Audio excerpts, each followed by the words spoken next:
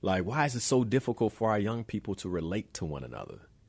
Right? I believe that's a leadership issue. When I think about 2025, you can just look at the last week and see the leadership gaps that are just missing, man. The type of disruption that is happening all over the place, right? From a health perspective, disruption in our health with food, from a technology perspective and a disruption that is happening with relationship. It's a leadership issue. Birth rates are dropping all over the world. Japan in 3 generations won't be the nation that it is today because human beings don't even know how to relate and procreate in the way that we used to. That's a leadership gap. So why is leadership development important? But more so, leadership development that is connected to something that we can trust. And right now, to me, the only thing that we can trust is how God created us, and that's nature. It's time for you to walk in greatness. Let's murder mediocrity. Slay your goals, live out your dreams.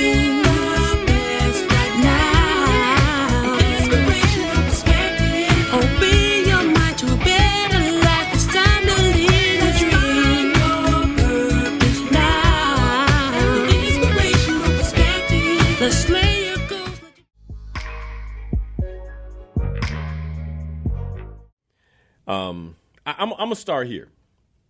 So when I was a little boy, because I get a lot of people who are like, why would you do that? What made you do that? That's different. All these different things.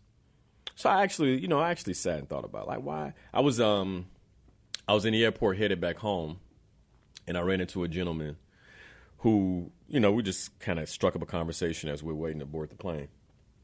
And he was telling me about, I had a chance to get on the boat and I saw whales from the boat. And I said, that's amazing. He says, what did you do here? And I said, I actually got in the water with the whales. And his eyes just got big, like, you what? And I got in the water with the whales. He said, why would you do that? And I was like, why wouldn't you? Like, in my mind. But let me help you all explain, like, in some ways, how my mind works a bit. If this is the first time you heard me give this explanation, because most folks are like, that's crazy. And I always say, well, as human beings, we do, I would say, ill-advised, crazy things all the time. And these experiences that I have, if you follow me, then I do. I mean, I interact with nature a lot. I interact with wildlife a lot. And those are what I would call calculated risk, right? Calculated risk.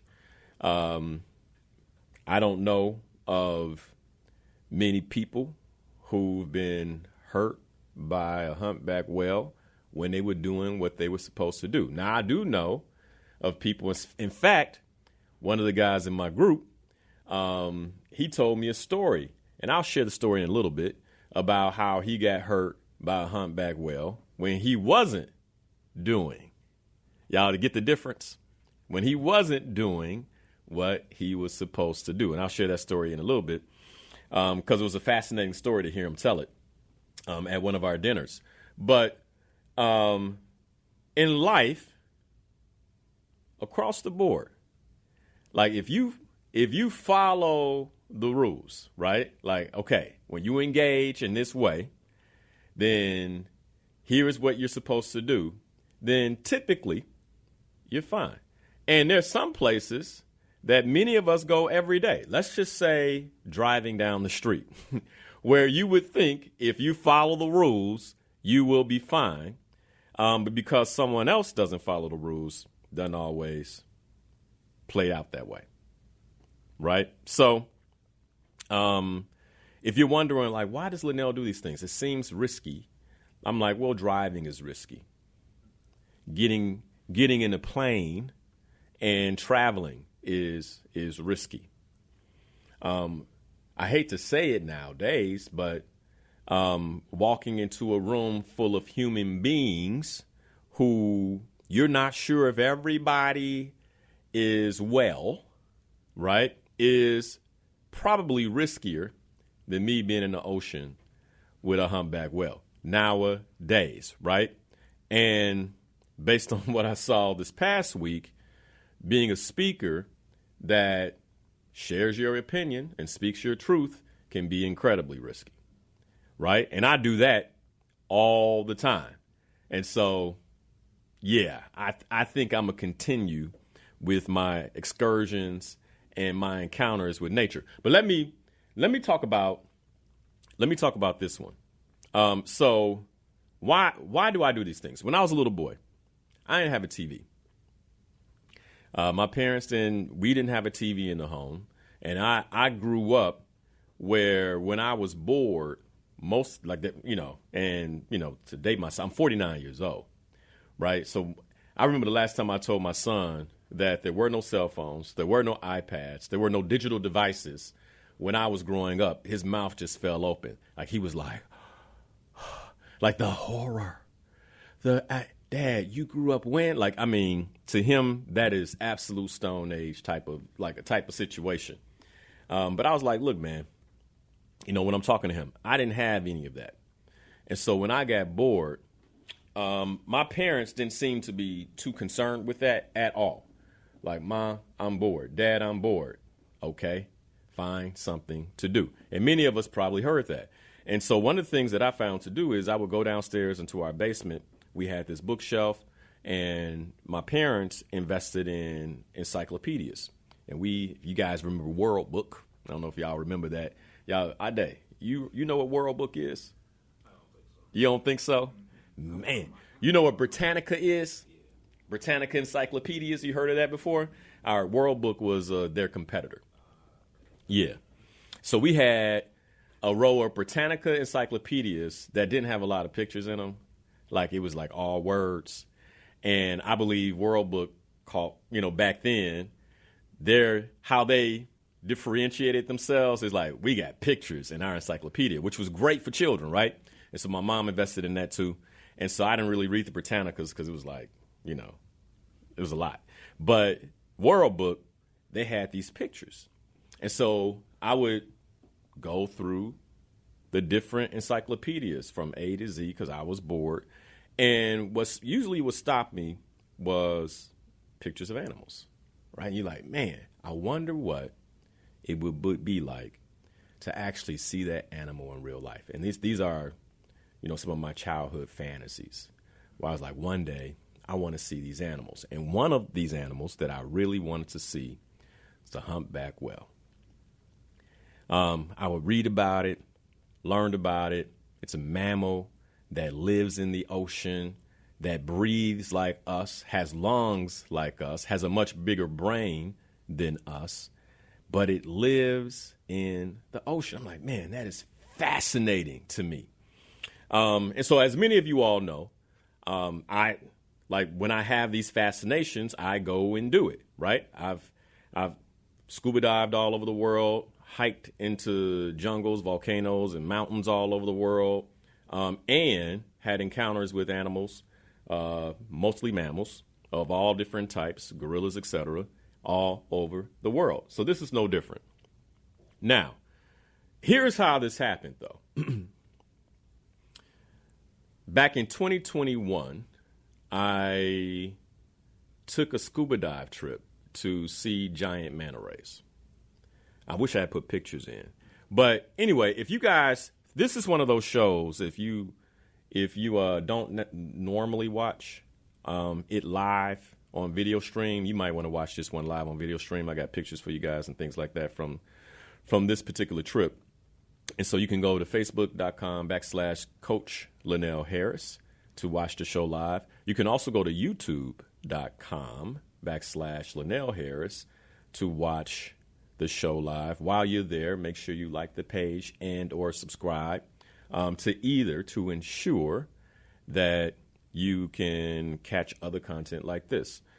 And then for those of you who follow me, I've already shared some footage on my Facebook page and on my Instagram page. You can find my Instagram at Linnell Harris, LINALHARRIS.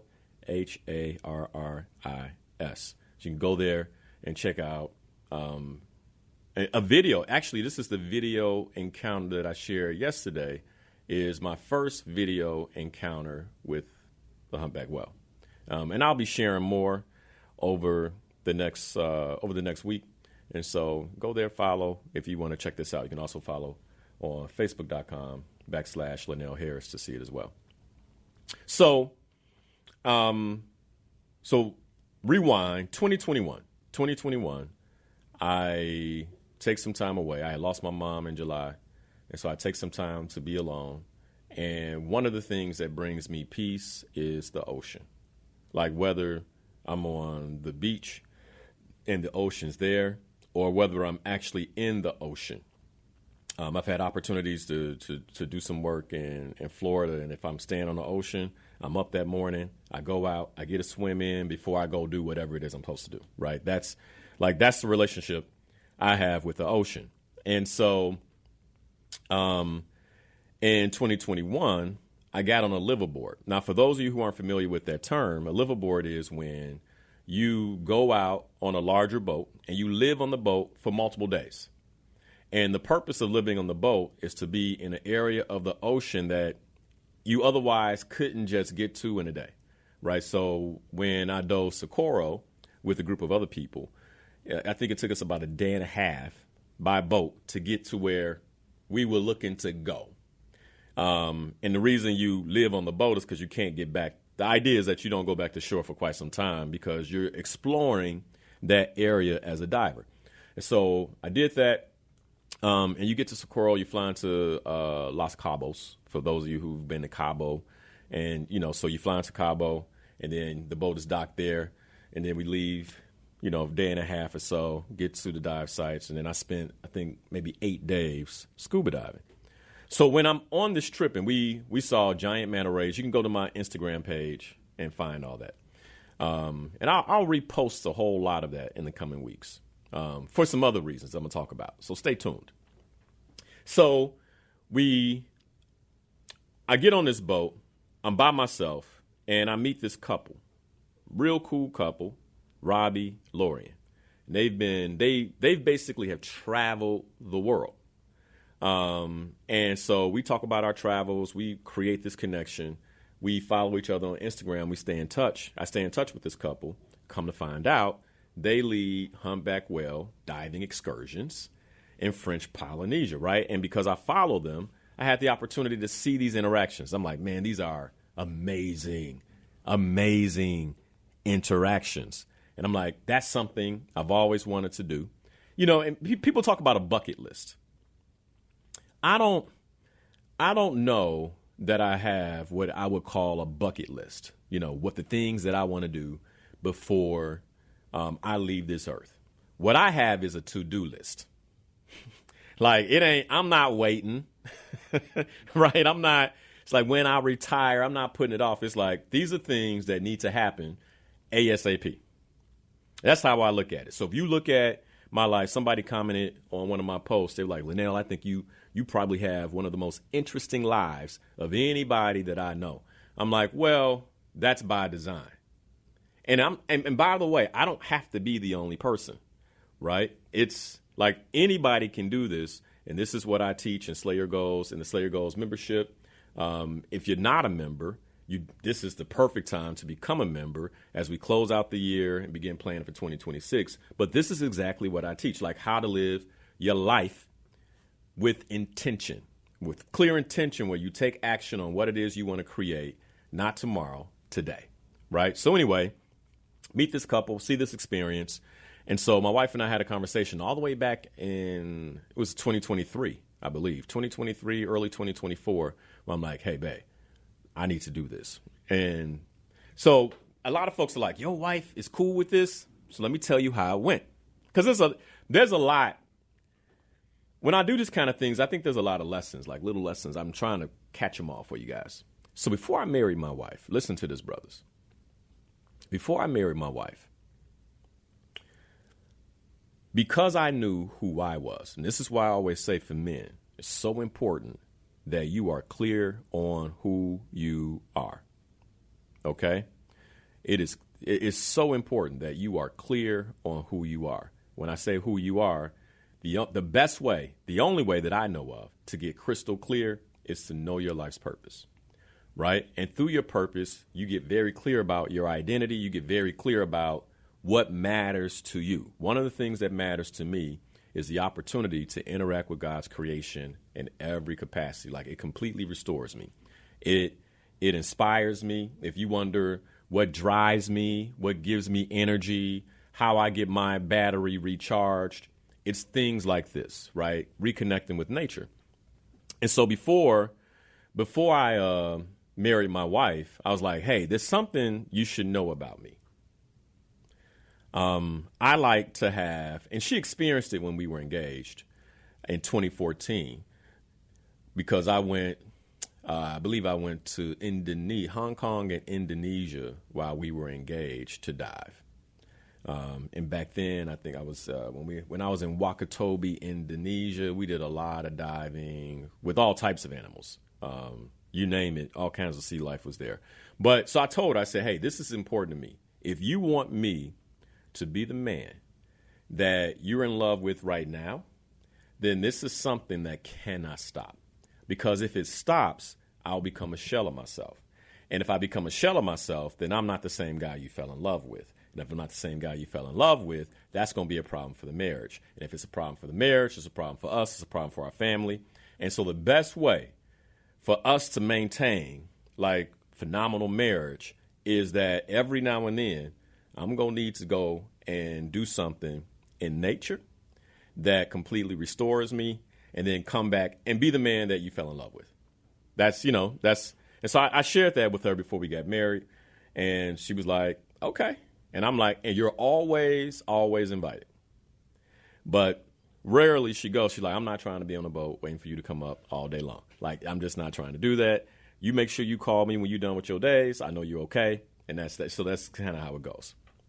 So anyway, I'm in Socorro. I'm diving with giant manta rays, which that is a whole nother story. It's phenomenal. And I wish I had put some pictures up for them, but I didn't think about that. And I meet this couple. Fast forward, my wife and I have this conversation early 2024. I'm like, hey, I want to do this. I didn't do it in 2024 because it was my wife's 40th. I wanted to, like, focus on that. And so we did her 40th. And so I set it for this year. And that's where I'm just coming back from. Absolutely phenomenal. So I go to French Polynesia, and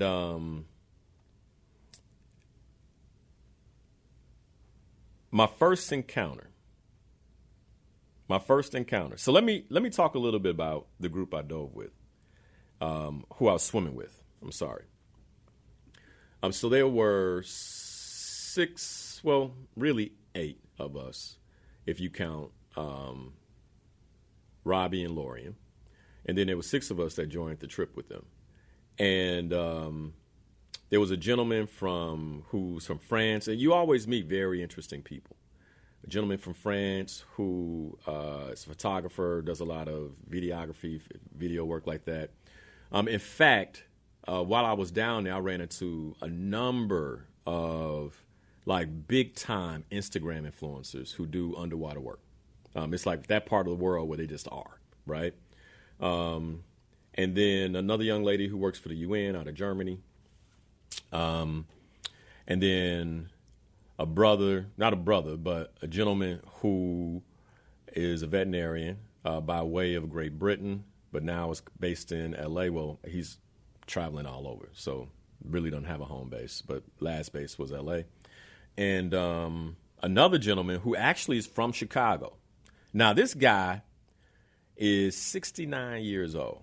And when I tell you he didn't miss a beat, we had to, I think most days, I don't know how many miles we swam, but I would say on any given day when we were in the water, we swam a few miles. And I mean, I would look over my shoulder and Paul would be right there. Like, then we went on a hike. Paul was up front, like 69 years old, right? Traveling the world. He's been doing that for about a decade. And so as you can imagine, when you're with a group like this, like, it's inspiring, man. Like, I mean, the stories they tell, everything is inspiring. One of the guys, he out of the French gentleman, his name's Clement, phenomenal photographer. I didn't put any of his photography in today's feed because we're going to show some pictures, but a phenomenal photographer. But I will share some. He gave us permission as long as we give him credit. Phenomenal photography, right? So I'll share some maybe on Instagram and give him credit. But he tells us a story about how he had a bad encounter with a humpback whale. So he tells us a story before we get in the water. So I'm listening to this, right? And he's talking about how he's in Mozambique and they're diving with humpback whales. And now remember, there are rules, right? And he didn't follow the rules. And in this case, because he's a photographer, he's trying to get a really good picture of the humpback whale's calf, right? Y'all see where this went wrong? Like, don't mess with they babies, right? So he's trying to get a good picture. And in order to get this picture, he realizes that he swims between the mother and the calf. And the mother didn't like that. And humpback whales, they have these large, like, pectoral fins that are really, really flexible. And I learned that firsthand watching one swim around me, like how it feels like it's coming at you and then it can just change directions. And you're like, man, what is happening? And I'm going to talk about that experience in a second. But anyway, the mother didn't like it. And she just tapped him with her fin and knocked him out in the water. Like completely knocked him out, shattered his camera, like all of that, right? And his camera was in the housing, so he shattered the housing. He said, he came to and he's taking in water. And they're like, you okay? Got him out the water, et cetera. He was okay and knew he had broke the rules, which is why he was willing to get back in the water with humpback whales, right? But he tells us this story, so I'm like, okay, this guy tell us this story before I actually get in the water, right? And so the next day we're in the water, and it's our first time in the water, first time. Now, I don't care who you are. Your first time, I talk about this in the book I just wrote, Nature's Leadership Code. I'm going to talk about this. I'm going to talk about the book a lot more in the coming weeks. It'll be available for you all November 8th. You'll hear more about it. But I talk about this in detail in the introduction of the book with my first encounter with a gorilla, right? So I'm not going to give that away. But first encounters are always memorable when you haven't done it before. And you will always be a little afraid. Like always. I have never had a first encounter, even when I've looked at the statistics. I know, okay, if you follow the rules, Linnell, everything's going to be okay. I've never had a first encounter with any of these animals where my heart wasn't beating fast. Like, just never happened. I think it's just how the comfort zone works, right? Brand new, it's out of your comfort zone. You're going to have, and I tell people all the time, one of the reasons I do this is to remind myself of what it's like to leave my comfort zone. To leave my comfort zone in life, to leave my comfort zone in business, to leave my comfort zone in terms of my health and well-being, to leave my comfort zone in the areas of my life where I want to see it go to another level, period. And so this is the way that I remind myself, like the powerful reminder that I give to myself of, okay, Linnell, you know how to leave your comfort zone. So we go out and we take a smaller boat. We go out on the ocean. And when you're looking for whales, all you have to do is watch the ocean surface because they have to come up to breathe. And when they come up to breathe, you see them, you see the water kind of go into the sky. We've seen pictures of this, right? Water going to the sky, like, man, whale. And then we head towards the whale. And when you get there, what the guides are doing are they're timing the breath of the humpback whale. They're like, okay, he just went down. They're like, okay, when he comes back up, we know his cycle. Or typically her cycle, because it's mostly females. And we did have an encounter with a male. I'm going to talk about that in a minute. But so mostly females.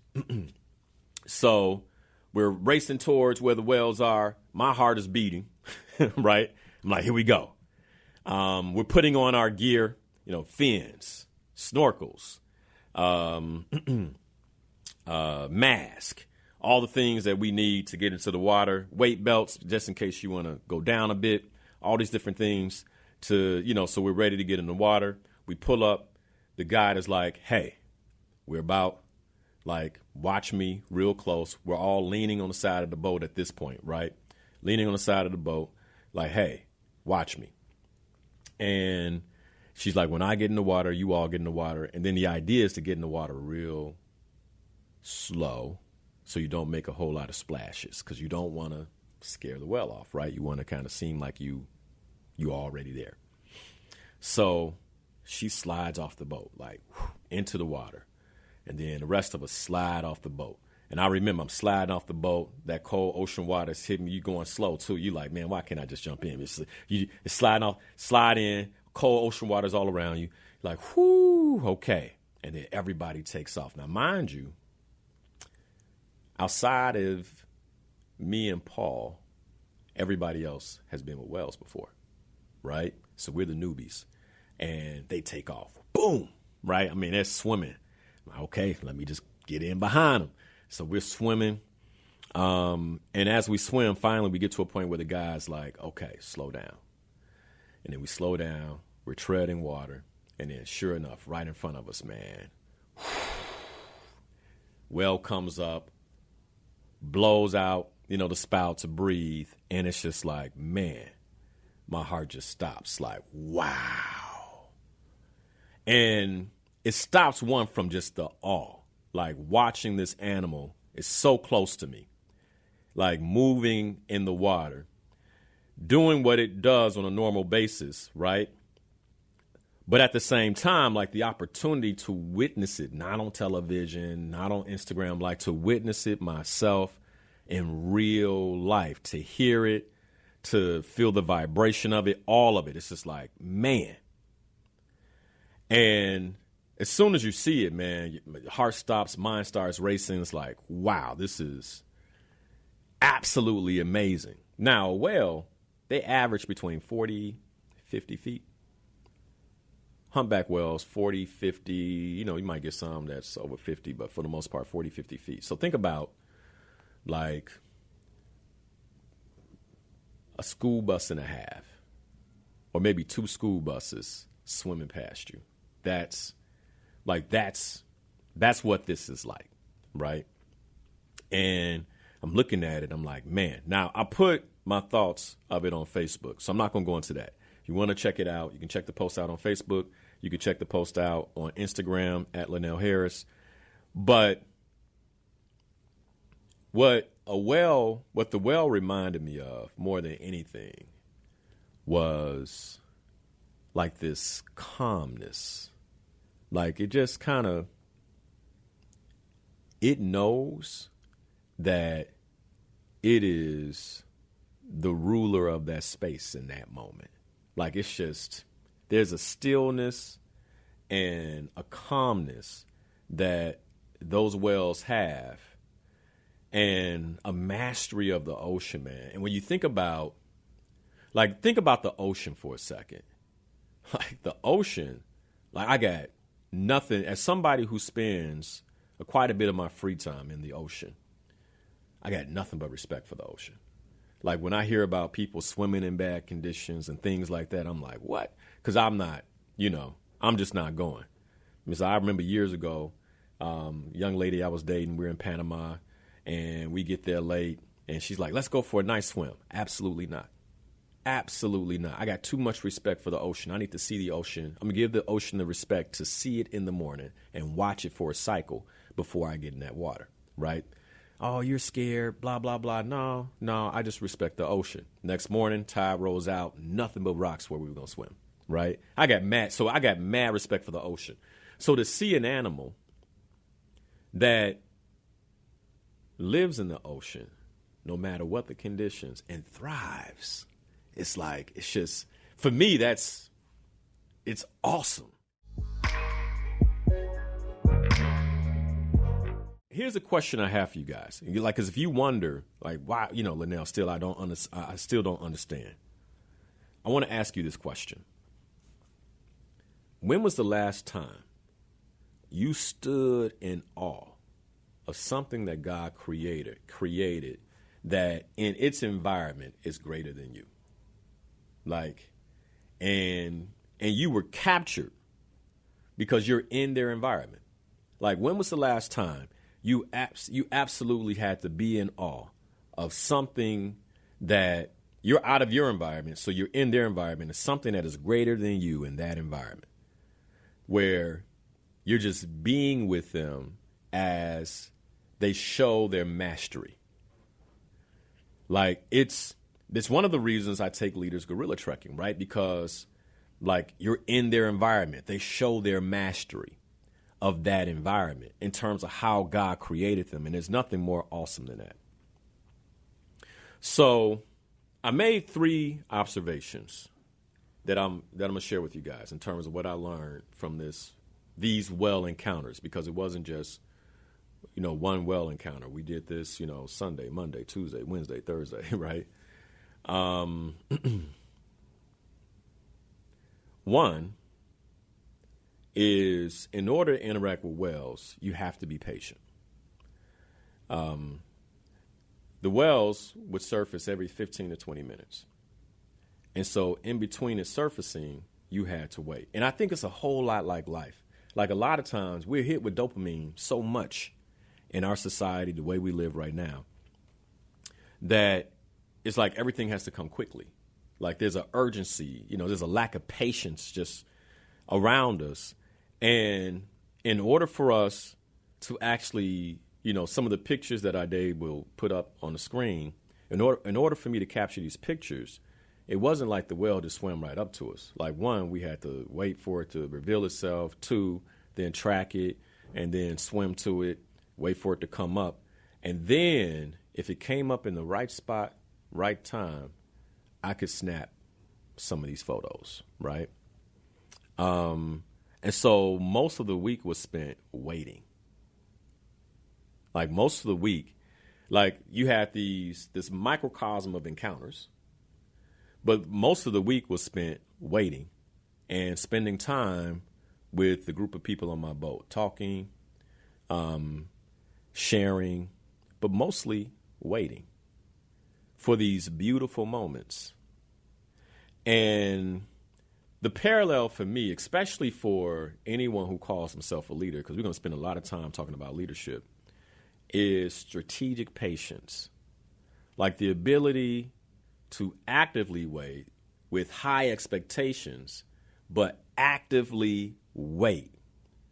Actively wait. And there was one, I think it was maybe later in the week, we came across, was it a male or a female?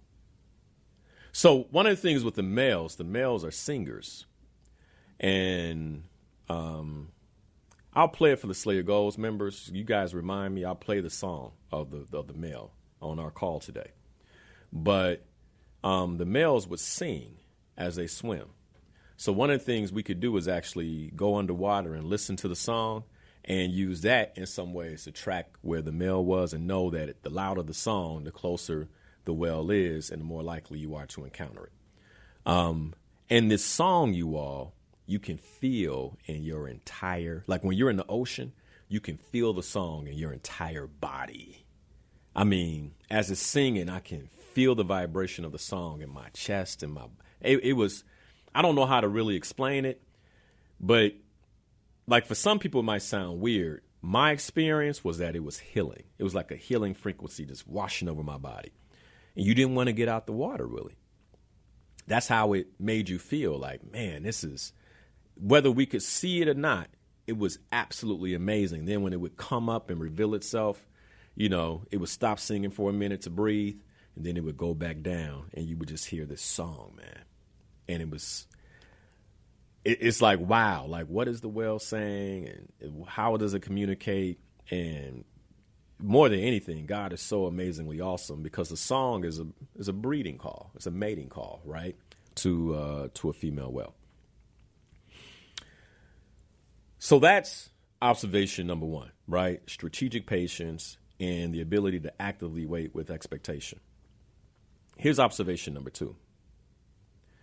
one of the ways the guys, like, so I'm trying to figure out, like, how do these guys know where these wells at? So when the well goes down, the guy would swim to a space and then be like, stay here, it's going to come up here. And I'm like, how you know, right? Because, and by the way, their eyesight underwater, like how they could see things, you know, when your eyes train, you know, they'd be like, the well is coming. I'm looking, you know, and we're in the water. The well is coming. So we come up to the top. They're like, hey, the well is coming. Y'all go, you know, get ready to go down and look. And then we, you know, and I'm looking, I'm like, wait. And all of a sudden you see this dot, like this dark dot, and it starts getting bigger, bigger. The next thing you know, you see the white shadow of its fins. Before you know it, there's a whale coming up right in front of you. Boom, right? And it's like, how did they know? Well, what I found out was when the whale comes up and goes down, it leaves skin residue all over the water. And so basically, it, like, parts of its essence, parts of its being is actually left where it was, and then as it goes down, floats up, which is how the guides would track it.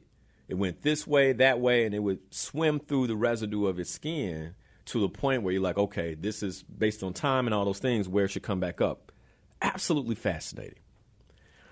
And like how it hit me was like, we're all leaving something behind. We're all leaving something behind. And it's a track that it's something that either people can track or they won't. But when they do see you come to the surface, what do they see? Like, because we're all leaving something behind. And so, in my mind, great leaders leave presence and culture even when they're absent. Like, there's something there even when you're absent. And how it looked in the water is like all these little silver specks floating to the top. And so as we're swimming, you see these specks. You're like, okay. So, after a few days in, I'm like, oh, we're close. Because now, like, I'm learning how this is done. Phenomenal experience.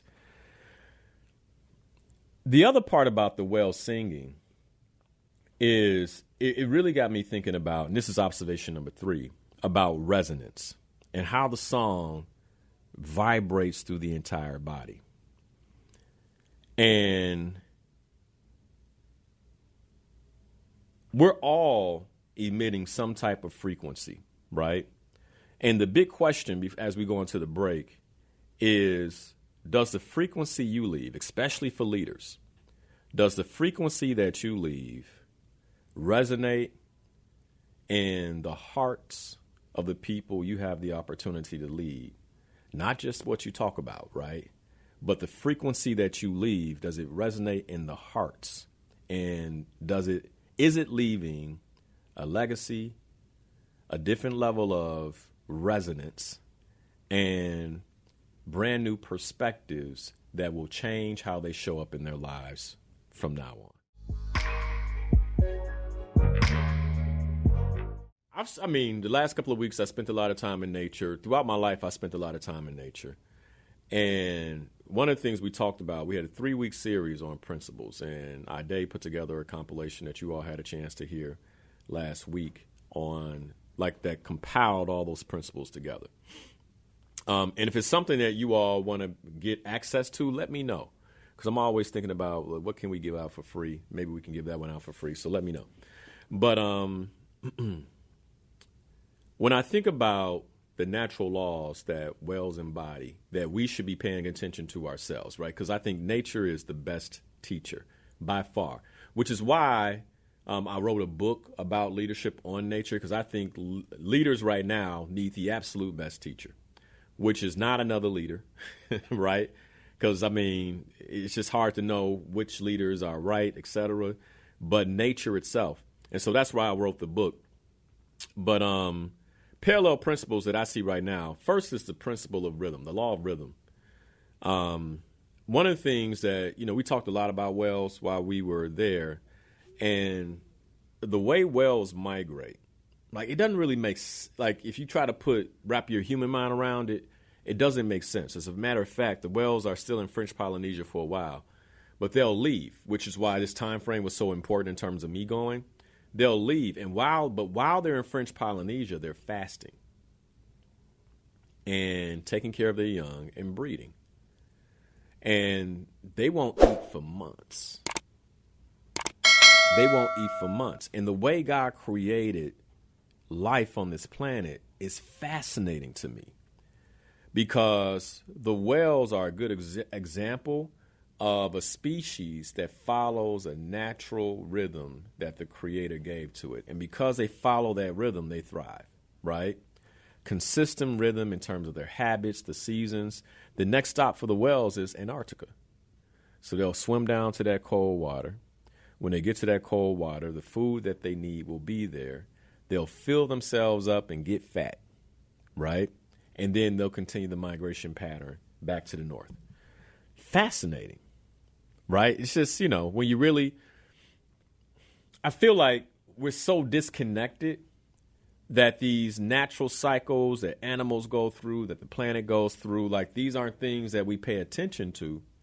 And I do believe that there's so much we can learn from it, which is why I'm like, okay, how can we begin to bring nature back into everything that we do, or at least take from the lessons of nature and bring that back into everything that we do?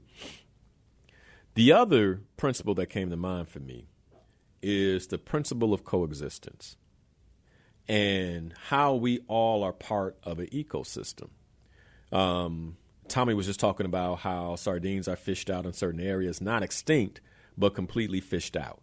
Right now, you go to Thailand, the fishermen in Thailand, they can't fish off the shores of Thailand because there's no fish.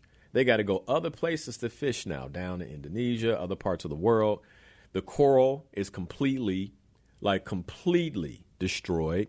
While I was in French Polynesia, one of the things that Robbie and Lorian did for us is they gave us a service project where we went to a place called Coral Gardens, Coral Gardeners. You guys should Google it if you can, but Coral Gardeners. And what they do is they're a nonprofit that they're basically regrowing reefs to basically replant them in parts of the ocean where they can start thriving again. We talk about global warming and rising, the rising ocean, all those different things. But one of the reasons that the shores can erode so quickly is because the reefs are dying. And that's what stops the tide from coming in as hard, right? And so when the reef is there, it actually breaks the tide. That's how you get these beautiful lagoons and things right off the ocean where people can go fish, you can have encounters, you can snorkel. And when those reefs die, you don't have that. The waves are crashing right into the land and slowly eroding the land away. And so basically we went through this whole service project where we had the opportunity to replant corals. Really, really cool. Swim over the coral that they're planting, see the coral gardens that they have there. And I got pictures. I'll put some of that on my Instagram channel too. But I think we forget that we're in an ecosystem where we have to coexist. And one of the things I believe that we as leaders need to recognize is that there is an interdependence that we all have on each other and everything on the planet. And every decision that we make has a ripple effect. I think sometimes we don't think that, I'm just going to have this bottle of water and throw it. That has a ripple effect. I'm just going to toss this out the window. That has a ripple effect. They'll clean it up. But it has a ripple effect. And so our ability to really be thoughtful about how we coexist is, I believe, important, especially for those of us who call ourselves leaders. And the question I have for reflection for all of us is, what natural principle are you resisting that could be guiding you exactly towards where it is you're supposed to be going? But you're resisting it. Maybe you haven't slowed down enough to pay attention to it, but you're resisting it.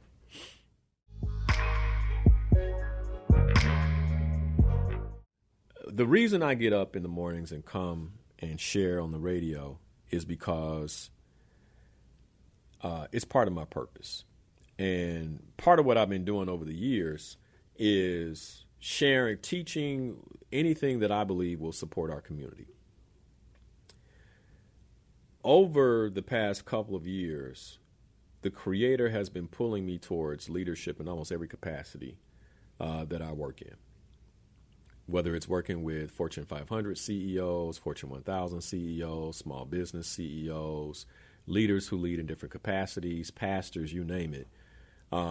It's just something that's been happening. And one of the things that when I teach the Discovery and Live Your Life's Purpose course, I talk about 3 phases of mission and how when a phase is revealed to you, you know exactly what to do and exactly what the next step should be.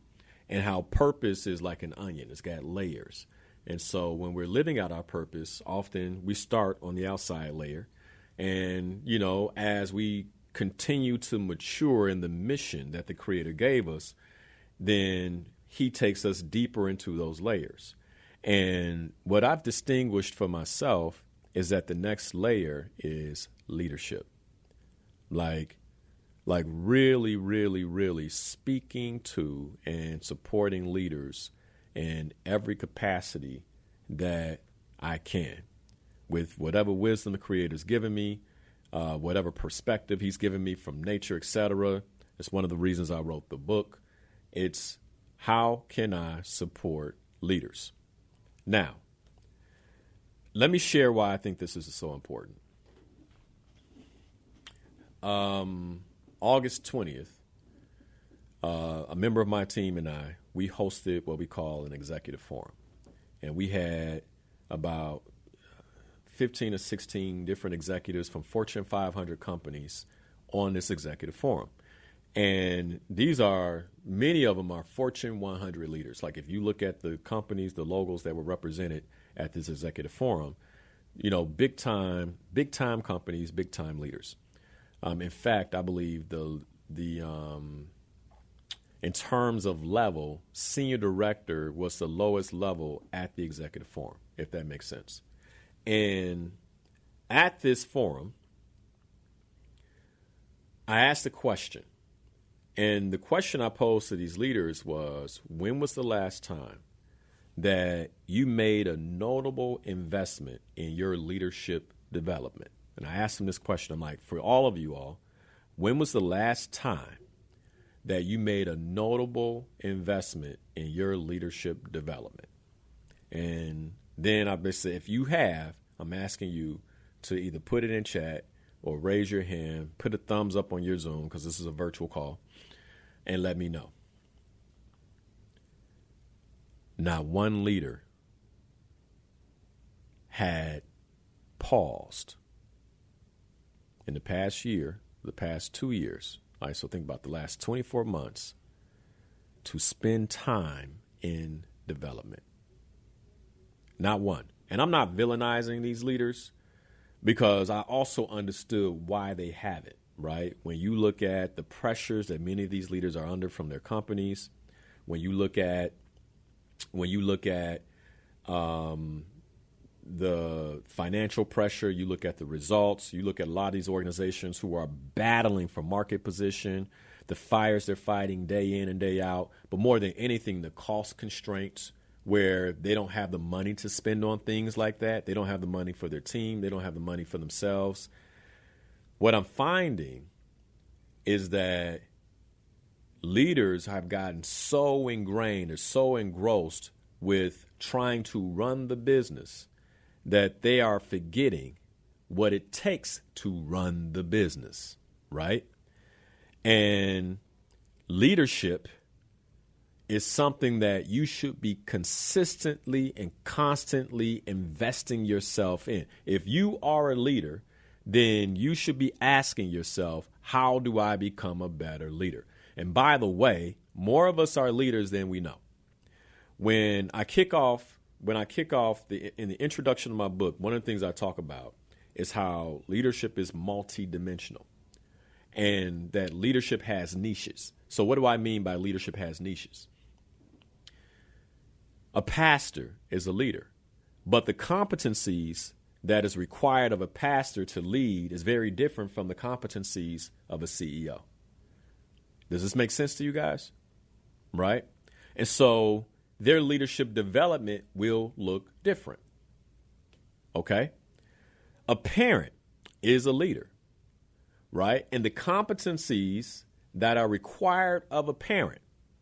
My wife just tagged me on a video on Facebook where a gentleman was on the Breakfast Club and he was talking about his view on parenthood. And to sum it up, you can go out there and check it out. But to sum it up, he was basically saying that one of the biggest mistakes that we're making when it comes to raising our children is that we are basically trying to support and steward young people who can share their voice in the world, be powerful, make great decisions. But we take, as parents, many times we take all that from them, right? We'll ask a question of our child, why are you doing that? They start to answer, shut up. And we don't even realize we're stealing their voice. And there was some debate about that. People were like, oh, I don't know. She's like, do you agree with this? I'm like, I 100% agree. But the reason it's difficult because it is a more difficult way of parenting.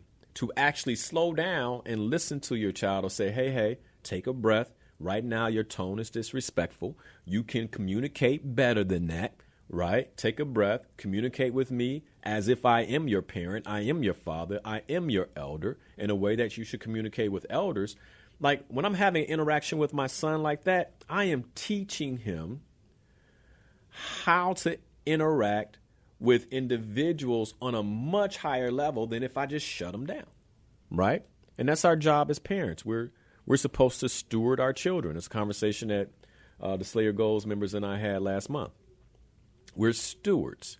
And so as a steward, that means that you are a leader. When is the last time, then, parent, that you invested in leadership development that will support you in being a better leader and parent in the home, right? We look at politics right now. We can step back and say, oh, my goodness, man, when you see how the mayor is leading, when you see how the president is leading, when you see how the governor is leading, when is the last time that we as voters have actually required or asked, I haven't heard in a debate, like a presidential debate, a mayoral debate, where the commentator or the moderator, has asked, when was the last time you did some serious leadership development? Now, I think that's a phenomenal question for a debate. If you're going to lead the country, if you're going to lead the nation, then when is the last time you actually slowed down and invested in your leadership development? Because you're saying that we should vote you into office, but are you a developed leader? Like, how much time have you spent in development? How many times have you slowed down to actually develop yourself? And so I believe that there is a real drought in terms of like leaders who are actively developing themselves these days. And that concerns me. And that's part of where I'm going to be pointing my attention. And leadership is multifaceted. And most of us are leaders in some capacity, whether we know it or not. And that's the scary part, where I think a lot of people listening be like, oh, he's going to talk about leadership. What does that have to do with me? And it's like, but you are leading in some capacity. And if you're not leading in some capacity, maybe one day you will be leading in some capacity. You might be thrust into a leadership role in some capacity. And when that happens, are you armed and ready to show up powerfully as a leader?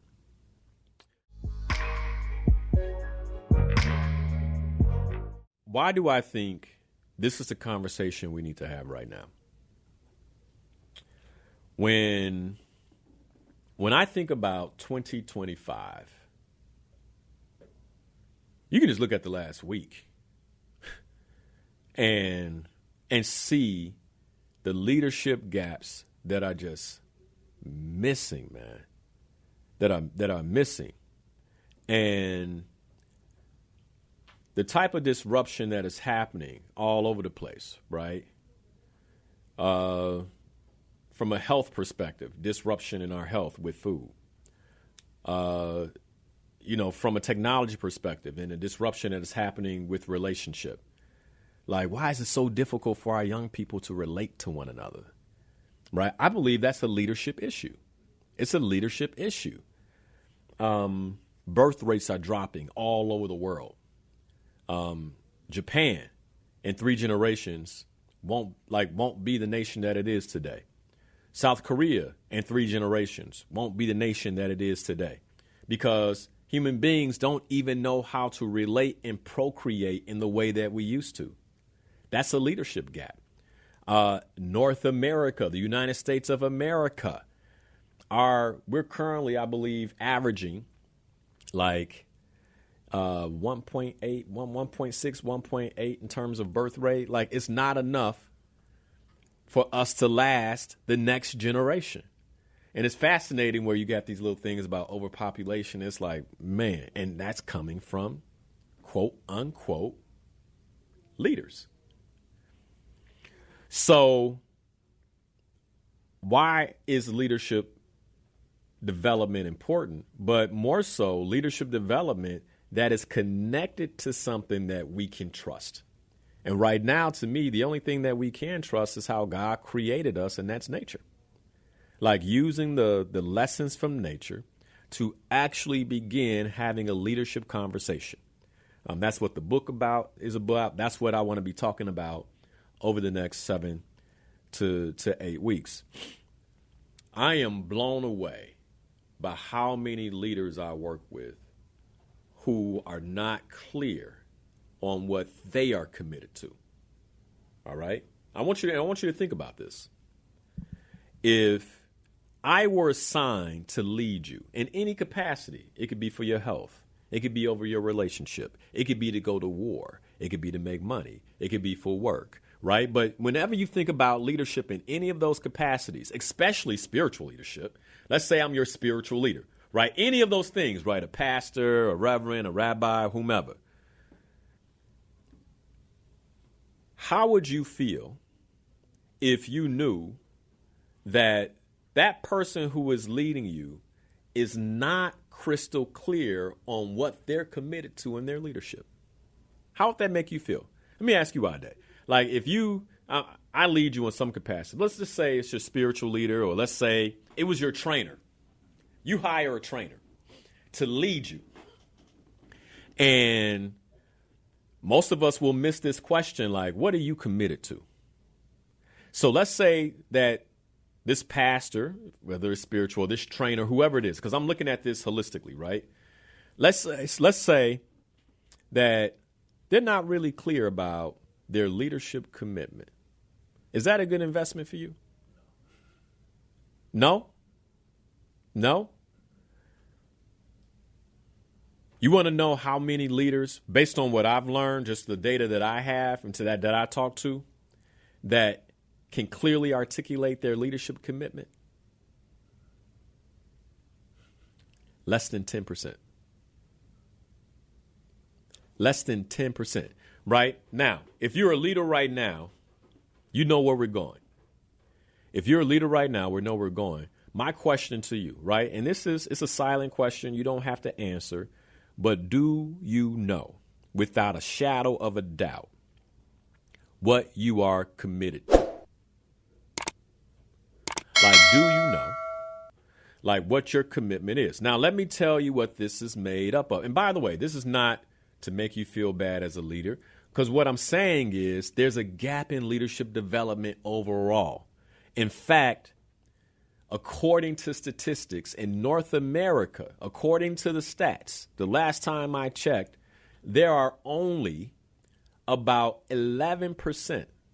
11% of leaders are considered effective.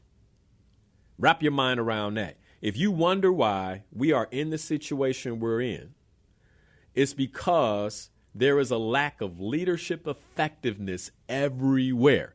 Let's do the inverse of that. So if I'm saying that only 11% of leaders are effective, that means 89% of the people who call themselves leaders, or the people who have been designated leadership roles, are ineffective in that role. ineffective. Right? So you tell me if you think that we are in a leadership emergency. I believe that we're in a leadership emergency. And by the way, these are the broad numbers across the board. So then when I look at our community,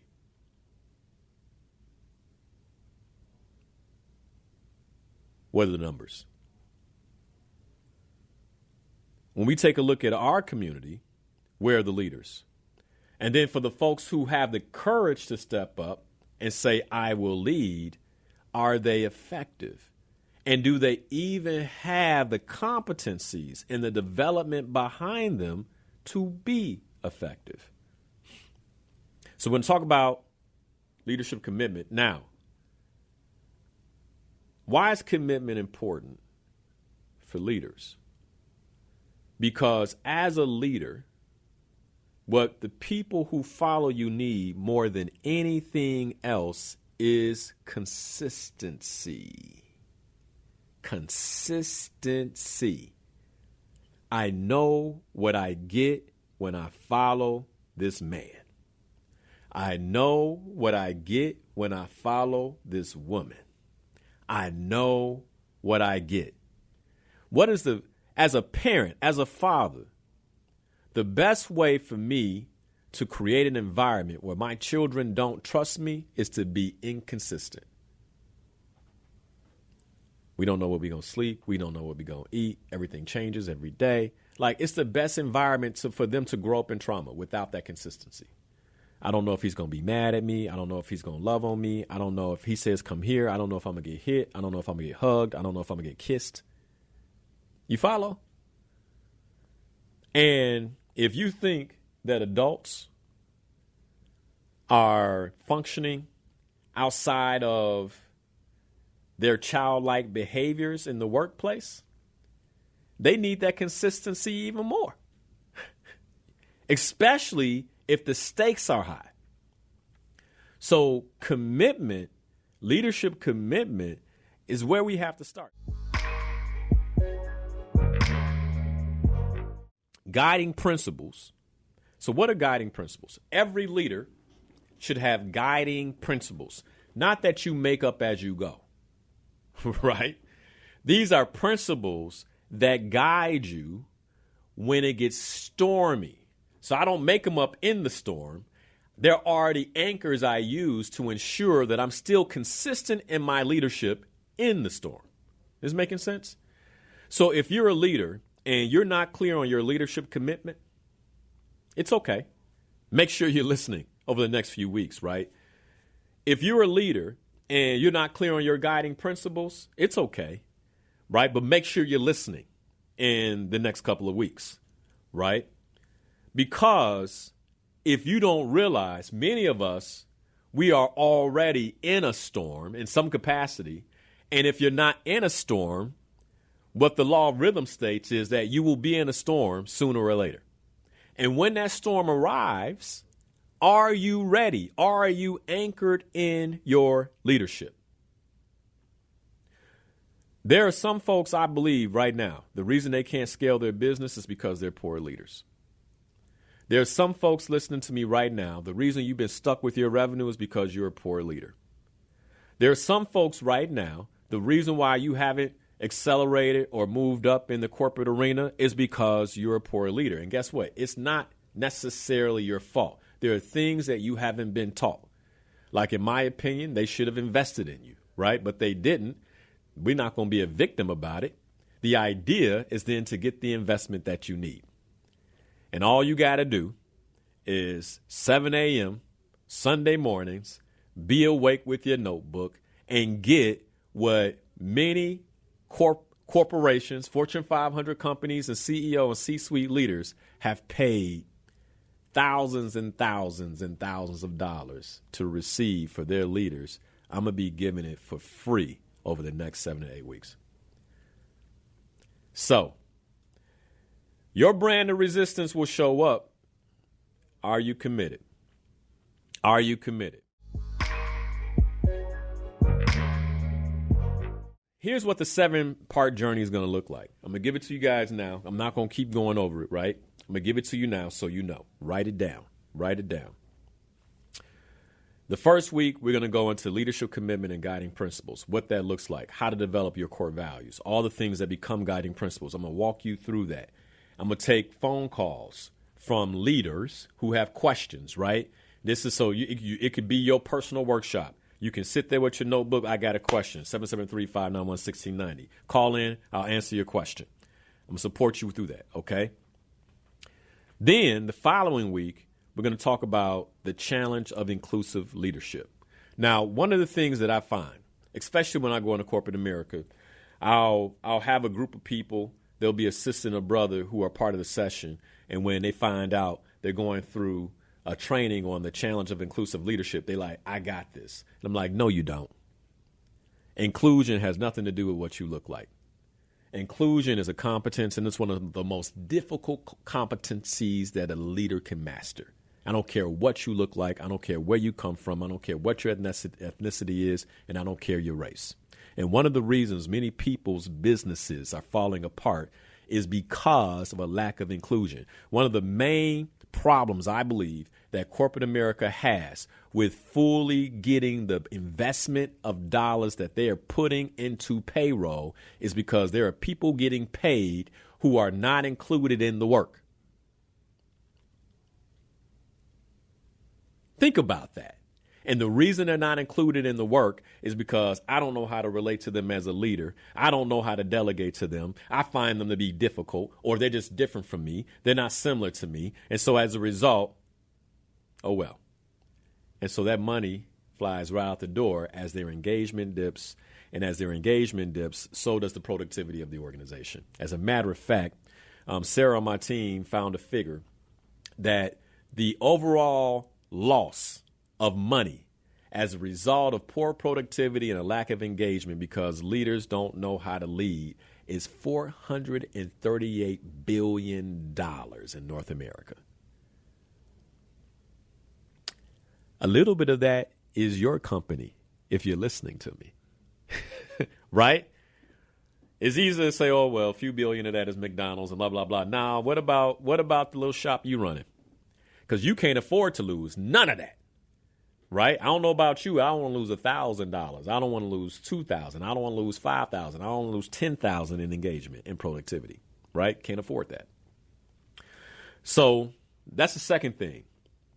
Then we're going to move to the impact of courageous leadership, right? Because to really conquer and be able to develop and deploy your inclusion competence requires courage. Because now you got to do what's uncomfortable. Now you got to have conversations that are uncomfortable with the people that you lead. Most leaders don't really know how to hold folks accountable either. So we'll go into that. Then we'll move to inspirational leadership in the 21st century. So one of the polls that we give leaders when we work with them in these executive forums is on a scale of 1 to 10, where would you say you are in your ability to inspire and motivate the people that you lead? Right? On average, and we haven't done this lately, so Sarah, when you listen to this, let's run it in the next one that we have this month. But on average, when I look back at what we had in our data, most of 6s and 7s, right? On a scale of 1 to 10, when it comes to your ability to motivate and inspire the people that you lead, I feel like I'm a 6. Or I feel like, and it's kind of like, man, that's a competence. And then if the people that you're leading aren't motivated and inspired, and I don't care what it is that they're doing, because you could run a mechanic shop and have a conversation in the morning that gets them, man, hey, look, every car that comes in here, not only are we going to be fast, but we're going to be excellent. When they walk out, they'll know exactly what's wrong with their car. And if we fix the car, they'll know they never need to come back for that again, right? Until it's time, until they hit 10,000 miles more, or whatever it might be, right? There's ways to motivate and inspire anybody at what they do. And if you lead in that capacity, do you have that ability? Okay? So I'm going to teach you that. And one of the reasons we have a hard time is because some of us, we've been leading for the last 40 years, and we're trying to lead like we led 40 years ago. It don't work that way. Like, it requires a different way of connecting. Then I'm going to cover the 6 characteristics of effective leadership. Right? So actually break down. So now that you're building your muscle, right? Now let's really get to so what are the things that make you effective as a leader? And break those things down. I'm going to share examples of what it is and what it isn't with you guys when we come to those 6 characteristics. And then we're going to start talking about what I think we need more than anything. Now that you have those 6 characteristics, then what does it take to lead through unpredictable business environments? If you're excited about this upcoming leadership series and you're listening to this on Facebook, give me some hearts. Give me some love on YouTube as well. Because then what we're going to move to next is how do you lead in unpredictable business environments? Now, let me ask you this: 2025, has that been unpredictable? I don't know that we're going to be in a predictable business environment ever again. So if you don't know how to lead in uncertainty, then you're at a complete disadvantage. And so I'm going to teach you how to lead in uncertainty. And then we're going to talk about the advantage of visionary leadership, right? Visionary leaders, the advantage that they have in the marketplace, the advantage that they have behind the pulpit, the advantage that they have in the home, the advantage that they have, whatever capacity that you lead in. We're going to talk about that. And then I'm going to end it with how innovation unlocks the potential of your business. One of the reasons many of us are struggling is because we're running our business exactly the same way we did when we started. I can walk through, and I'll walk through then, the iterations of innovation that we have gone through at Insights for Life. The iteration of innovations we have gone through at Inspirational Perspective, right? The iterations, my wife and I, between the two of us, we run 6 businesses. The iterations that we've gone through in each business to make sure that those businesses remain profitable in unpredictable business environments. Thank you for watching Inspirational Perspective. If you love this show and you want to see more content like this, you can go right here. And if you like this subject and you want to see much more content that we have available for you, just click the button here. As always, thanks for watching. Be sure to watch the show live, 7 a.m. every Sunday morning on WVON Radio, or you can catch it right here on YouTube or Facebook.com/Coach Liddell Harris. Be sure to hit that like button. If you haven't already, be sure to subscribe so we can get more content just like this to you.